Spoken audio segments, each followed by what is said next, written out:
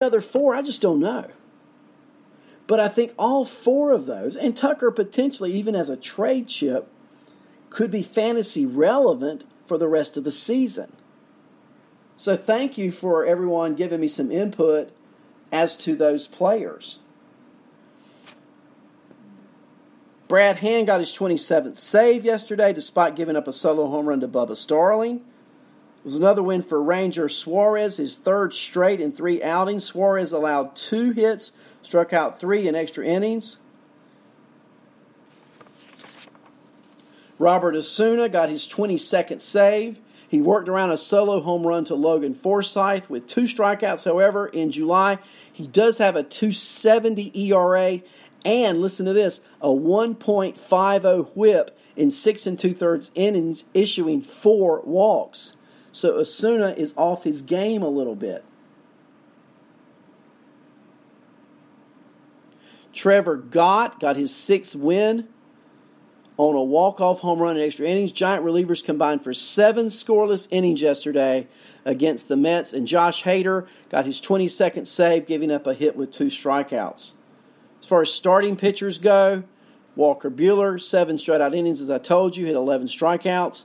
He carved up the lineup, 23 swinging strikes, 19 called of his 94 pitches. So it was 44.7 called plus swinging strikes. So much for limited work for Walker Buehler. German Marquez, 95 pitches, 13 swinging strikes, 22 called. That's 36.8% of called plus swinging strikes. The Rockies snapped their 6-game losing streak. They held the Yankees to 3 hits, 2 earned runs, and 2 walks. Marquez had 5 strikeouts over 7 innings for his 9th win. I mentioned Asher Wojciechowski had 105 pitches against the Red Sox, 23 swinging strikes, 11 called. That's a 31.4% called plus swinging strike percentage. Gave up 1 hit and 2 walks over 7 1/3 innings, racking up 10 strikeouts against the Red Sox. Blake Snell for Tampa threw 108 pitches yesterday, 25 swinging strikes, 13 were called. That's a 35.2% called and swinging strike percentage. He's looked good in his last 2 outings. He worked 6 2/3 shutout innings, allowed 3 hits, 2 walks, and 10 strikeouts, and picked up his 6th win.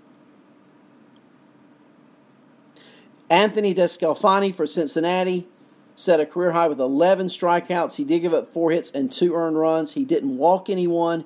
He threw 101 pitches, 16 swinging strikes, 16 were called. That's a 31.6% called and swinging strike percentage. And then, of course, I talked about Kevin Gausman. He also had a 36.1 called and swinging strike percentage yesterday with 18 swinging strikes and 17 were called. Mike Trout. Trout's hitting 300 on Sundays this year. I just love these Sunday stats, okay? Let's compare for a moment Trout and Christian Yelich since the start of the 2018 season. Trout has played 234 games. Yelich, 238. Both have hit 71 home runs. Trout, 32 stolen bases. Yelich, 45. Trout has a 19.4 walk percentage and a 19.3 strikeout rate. Meanwhile, Yelich has an 11.7 walk percentage and a 20% strikeout rate. Trout's, wow. Pacing for 151 games played, 51 home runs, 127 RBIs, and 13 steals. Now, in my book, that's not too bad. Charlie Blackmon yesterday started the game with his 21st home run and then a 6th inning blast. Finished with 4 hits, 3 runs scored. Trevor Story went 2 for 4 with 2 RBIs. Story's hitting .329 in his last 5 games, and 10 of his last 15 hits have been for extra bases. That's 4 doubles, 1 triple, and 5 home runs. It was another what we call double dong day. Yeah, you like that? Double dong for Trey Mancini. Yes. Andre, that's your boy, isn't it? His first multi-homer game of the season. happened on Wednesday against the Nationals, and then he did it again yesterday against the Red Sox. Mancini has 21 homers on the year. He's on a 5-game hit streak, during which he's gone 8 for 18. That's a .444 average with 3 doubles and 4 home runs. And a player that Lenny got me on to a few weeks ago, Yairo Munoz, talking about an under-the-radar kind of guy. He hit his second home run, drove in 2, stole his 5th base, and then went over the Reds. And do you remember when the Mets designated Travis d'Arnaud for assignment? And Tampa Bay picks him up? Since June 6th, d'Arnaud leads all catchers in home runs with 10 and RBIs with 27. In those 28 games, he's hitting .294 with a 41.5% hard hit rate. Nick Castellanos provided Detroit with his first home run win since June 29th and looked for him to be traded sooner than later. These are just some of the players that were really performing yesterday. The one I've gone over some already, but now here's a few things to look out for. Did you hear about Brandon Woodruff and his injury?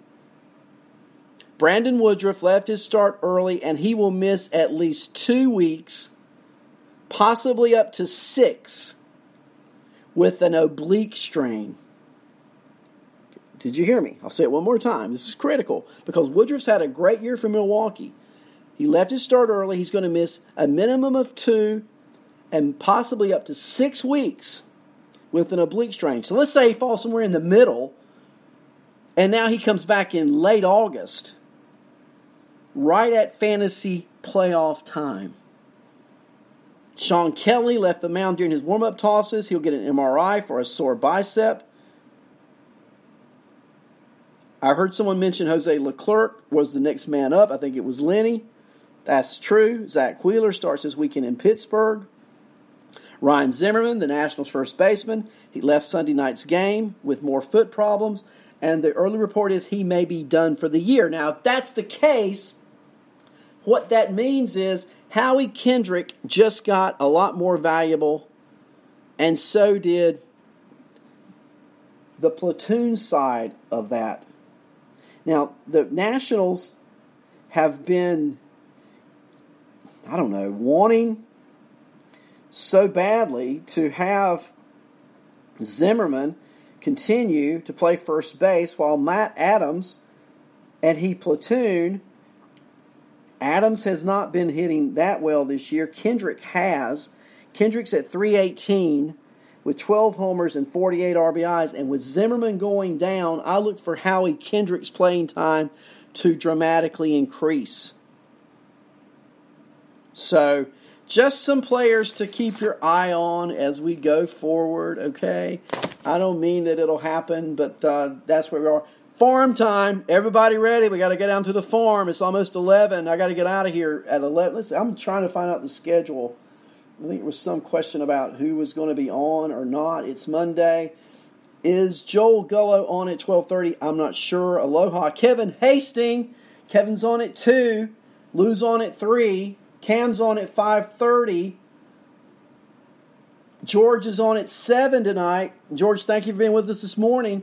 And Chuck and Andrea, that baseball guy, on at 8 o'clock tonight. Great programming. Followed and closed out the day, Fantasy Fisticuffs with Dan Gilbert from 11 until midnight.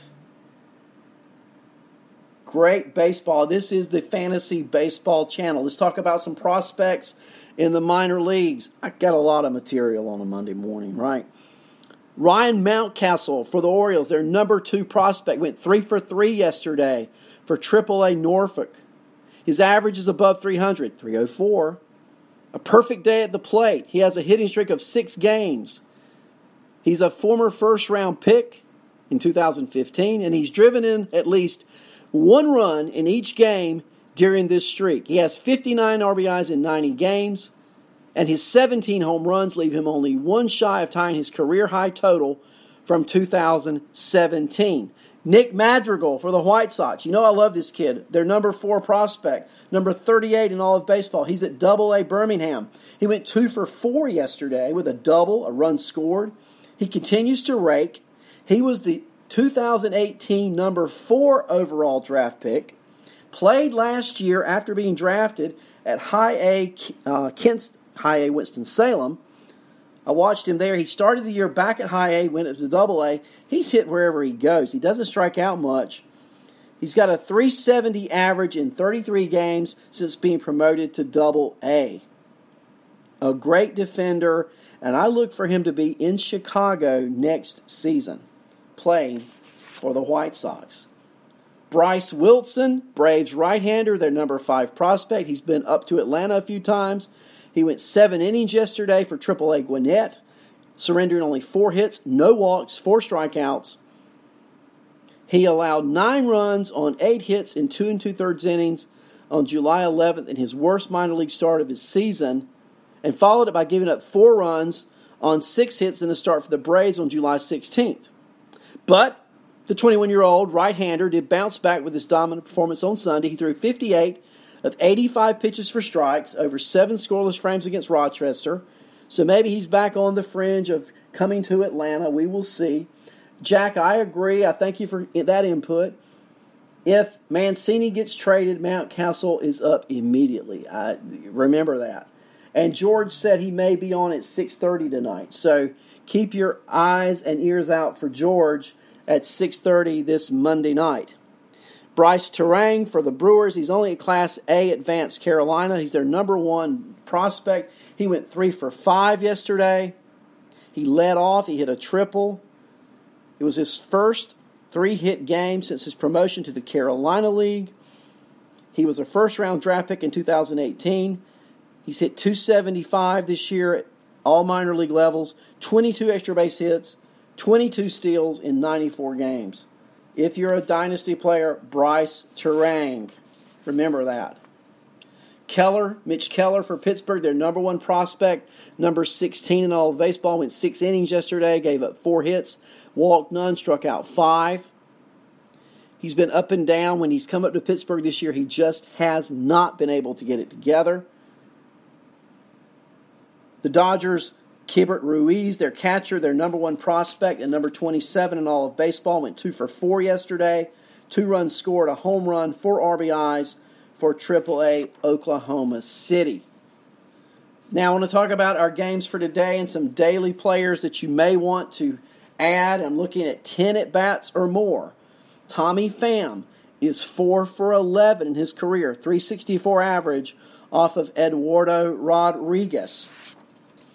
Paul DeJong is 6 for 16 in his career with 3 doubles and a home run in his career for the Cardinals today. Colton Wong, 5 for 11. Paul Goldschmidt, 5 for 11. Now, Goldschmidt has really fallen on some hard times, and he didn't start last night. So, I'm going to say proceed at your own risk with Paul Goldschmidt. But you know the talent is there. It's just a matter of he has not had a good year for his new team. The Pirates, Williams is pitching for them today, a 5.17 ERA. I do like DeJong in that game. I do like Wong in that game. And look for Wong to get a stolen base too. Against Cincinnati, Milwaukee, Lorenzo Cain is 8 for 16. That's .500 average in his career off of Sonny Gray. Mike Moustakas, not so good. 4 for 25. That's a .160 average. But do you think that that's the way it will go? Or do you think that there's some adjusting of those numbers? Moustakas being a left-handed bat, Sonny Gray being a right-handed pitcher. Jose Peraza, if he starts, is 4 for 12 in his career off of Chase Anderson. So these are players, again, I'm just giving you some historical numbers. Look at Peraza if he's in the lineup. And that's the key with Peraza. Is he even in the lineup? So finally today I'm going to look at the Texas-Seattle game. Texas Ranger batters have fared very well against Marco Gonzalez. As a team, they are hitting .302. Hunter Pence off of the IL career-wise, off of Gonzalez, is 6 for 11. That's a .545 average. Sin-Soo Choo is 7 for 13. That's a .538 average. Joey Gallo in the midst of a slump, but he's 5 for 15 with 2 home runs off of Gonzalez. Rodon Odor, also a season-long slump, but 5 for 15.